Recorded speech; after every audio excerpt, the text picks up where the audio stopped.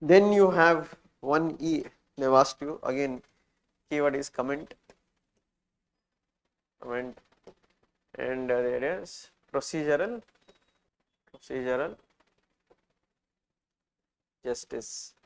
Same thing. Now again I will start my answer with justice, because here we can keep repeating because we are solving the same questions, that's why. But in actual exam only 1 or 2 questions, so I can use the same introduction.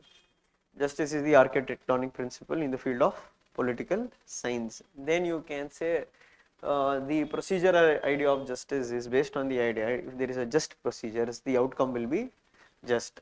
Then you can say in procedural idea of justice, largely they focus more on bringing equal distribution of civil and political rights. And you can say procedural justice is also based on the idea of rule of law or etc.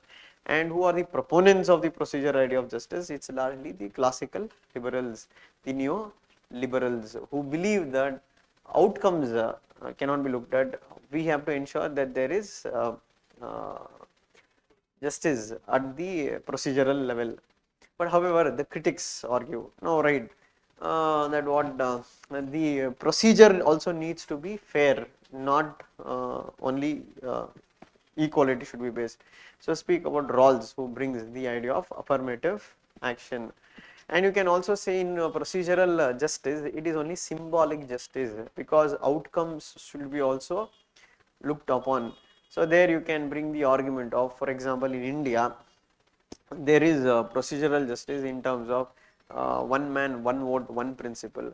But when we look at the outcome of the Indian Parliament, we see that 86% of the Indian MPs are men. So hence, what you can say, procedural justice should be also backed by fairness. That you can write as your answer.